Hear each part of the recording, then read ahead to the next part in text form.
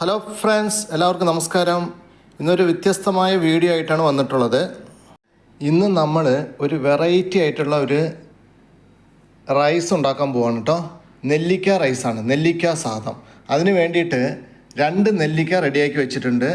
കുറച്ച് പച്ചമുളക്, പിന്നെ ഒരു കൊത്ത് കറിവേപ്പില, പിന്നെ കുറച്ച് മഞ്ഞൾപ്പൊടി, കുറച്ച് ഉപ്പ്, അതിനനുസരിച്ചുള്ള ഉപ്പ്, പിന്നെ ഉഴുന്ന് പരിപ്പ് ഇല്ലാത്തതുകൊണ്ട് ചെറുപയർ പരിപ്പാണ് എടുത്തിരിക്കുന്നത്. നോക്കാം ഇത് നമ്മൾ എങ്ങനെയാണ് തയ്യാറാക്കുന്നതെന്ന് നോക്കാം. ഇതിനു വേണ്ടി ആദ്യം നമുക്ക് ചെയ്യേണ്ടത് നെല്ലിക്ക ഗ്രേറ്റ് ചെയ്തെടുക്കുന്നതാണ്. നോക്കാം എങ്ങനെയാണ് നെല്ലിക്ക ഗ്രേറ്റ് ചെയ്തെടുക്കാൻ നോക്കാം. ഇത് ഇങ്ങനെ വെച്ചിട്ട് നമുക്ക് ഗ്രേറ്റ് ചെയ്തെടുക്കാം. ചെറിയ ചെറിയ പീസുകളാക്കി എടുക്കാം. നോക്കാം എങ്ങനെ ചെയ്ത് നോക്കാം. നമുക്ക് നെല്ലിക്ക ഗ്രേറ്റ് ചെയ്തു, അതിൻ്റെ പീസസാണ് ഇത്. നോക്കാം. അടുത്ത് രണ്ടാമതൊന്നുകൂടെ ഇതുകൂടെ എടുത്ത് നമുക്ക് ഗ്രേറ്റ് ചെയ്ത് നോക്കാം. 2 നെല്ലിക്ക ഗ്രേറ്റ് ചെയ്തപ്പോൾ അത്യാവശ്യത്തിന് കിട്ടിയിട്ടുണ്ട് കേട്ടോ. ചോറിൽ മിക്സ് ആക്കാൻ വേണ്ടിയിട്ട് കുഴപ്പമില്ല. നോക്കാം. ഇനി അടുത്ത് നമുക്ക് ഈ പച്ചമുളക് ചെറുതായിട്ടൊന്ന് കട്ട് ചെയ്തെടുക്കാം. അങ്ങനെ പച്ചമുളകും കട്ട് ചെയ്തെടുത്തിട്ടുണ്ട്. നോക്കാം. ഇനി അടുത്തത് പ്രിപ്പറേഷനാണ് കേട്ടോ. സ്റ്റൗ കത്തിച്ചിട്ട് ചീനച്ചട്ടി അടുപ്പിൽ വെച്ചിട്ടുണ്ട്. ഇനി നമുക്ക് കുറച്ച് എണ്ണ ഒഴിക്കാം. അപ്പോൾ ചീനച്ചട്ടി ഒന്ന് ചൂടായതിന് ശേഷം നമുക്ക് എണ്ണ ഒഴിക്കാം. കുറച്ച് എണ്ണ കേട്ടോ, ആവശ്യത്തിന് മതിയേ, ലൈറ്റായിട്ട് മതി. എന്ത് എണ്ണ വേണമെങ്കിലും നമുക്ക് ഒഴിക്കാം. സൺഫ്ലവർ ഓയിലാണെങ്കിലും ശരി,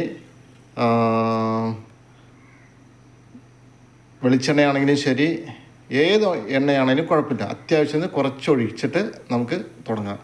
എണ്ണ ചൂടായിട്ട് ചെറുപയർ പരിപ്പ് ഇട്ട് കൊടുക്കാം. ഉഴുന്ന് പരിപ്പാണ് വേണ്ടത്, അത് നമുക്ക് ഇല്ലാത്തത് കൊണ്ട് ചെറുപയർ പരിപ്പ് ഇട്ടു.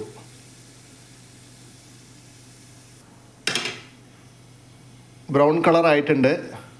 അപ്പോൾ ഇനി നമുക്ക് അടുത്ത ഇൻഗ്രീഡിയൻസ് ആഡ് ചെയ്യാം. അടുത്ത ഇൻഗ്രീഡിയൻസ് ഇതാണ്: നെല്ലിക്ക, പച്ചമുളക്, കറിവേപ്പില എല്ലാം കൂടെ ആഡ് ചെയ്യാം.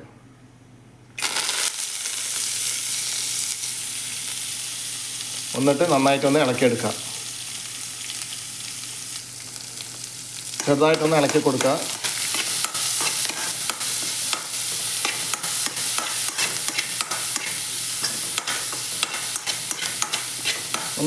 നെല്ലിക്ക ഒന്ന് ബ്രൗൺ കളറാകുമ്പോൾ നമുക്ക് നിർത്താട്ടോ.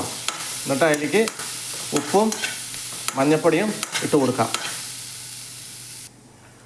മഞ്ഞൾപ്പൊടിയും ഉപ്പ് എടുത്തിട്ടുണ്ട്. ആവശ്യത്തിനുള്ള ഉപ്പും മഞ്ഞൾപ്പൊടി ഇട്ട് കൊടുക്കാം. നമുക്ക് ഉപ്പും മഞ്ഞൾപ്പൊടി ഇട്ട് കൊടുത്തിട്ടുണ്ട് കേട്ടോ.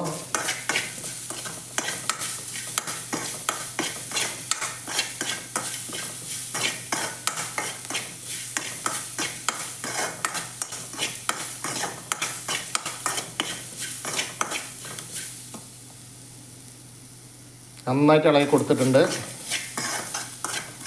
ഇനി ഇതിലേക്ക് നമുക്ക് ചോറ് മിക്സ് ചെയ്യാം. ഓക്കെ, വളരെ സിമ്പിളായിട്ട് നമുക്ക് നാരങ്ങ ചോറ് ഉണ്ടാക്കാം. നാരങ്ങ സാദം, നാരങ്ങയല്ല, നെല്ലിക്ക സാദം. വളരെ സിമ്പിളായിട്ട് നെല്ലിക്ക സാദം ഉണ്ടാക്കാം. ലെമൺ റൈസ് ഉണ്ടാക്കുന്ന അതേ മെത്തേഡ് തന്നെയാണ് ഇതിൽ ഉപയോഗിക്കുന്നത്. നമ്മൾ എടുത്തത് ചോറ് ഇട്ടിട്ടുണ്ട്. നമുക്കിത് നന്നായിട്ടൊന്ന് മിക്സ് ചെയ്തെടുക്കാം.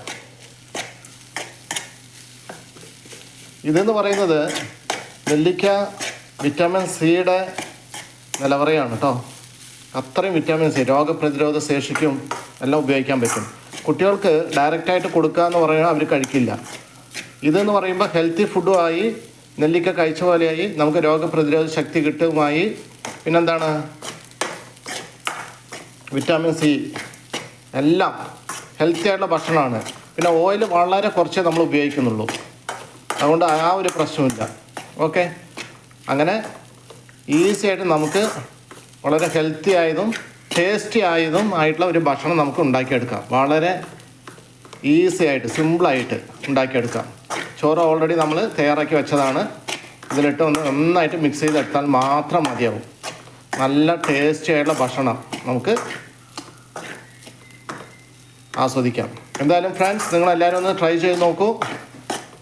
Okay, thank you friends. ഈ റൈസ് നമ്മൾ ലെമൺ റൈസ്, കേർഡ് റൈസ്, പുളി സാദം, ടാമറിൻ റൈസ് ഇതൊക്കെ നമ്മൾ കഴിച്ചിട്ടുണ്ട്. പക്ഷേ ഈ നാരങ്ങ സാദം സോറി, നെല്ലിക്ക സാദം, നെല്ലിക്ക റൈസ് ആദ്യമായിട്ടാണ് നമ്മുടെ കൂടെ വർക്ക് ചെയ്യുന്ന ഒരു ടീച്ചറാണ് പറഞ്ഞത് ഇങ്ങനെ ഒരു നെല്ലിക്ക സാദം ഉണ്ടാക്കാമെന്ന് പറഞ്ഞിട്ട്. അപ്പോൾ ഒന്ന് ട്രൈ ചെയ്ത് നോക്കിയാണ്. ഇത് ഞാൻ ആദ്യമായിട്ടാണ് നോക്കുന്നത് കേട്ടോ. എന്തായാലും സംഭവം അടിപൊളിയാണ്, നല്ല ടേസ്റ്റി ആയിരിക്കും. എന്തായാലും നോക്കാം നമുക്ക്. Thank you friends. വീണ്ടും അടുത്തൊരു വീഡിയോയിൽ കാണാം നമുക്ക്.